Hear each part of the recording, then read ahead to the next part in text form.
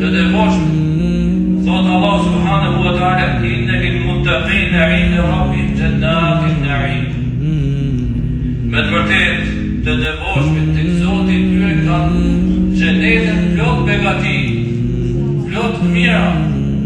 Allah subhanahu wa ta'ala këtyre njerëzve, pra këto njerëz që kanë agjëruar Ramazanin, këto njerëz që falen për Allah subhanahu wa ta'ala, këto njerëz që respektojnë normat e të madhit Zot, këto njerëz do kenë xhenetet plot begati, plot mira.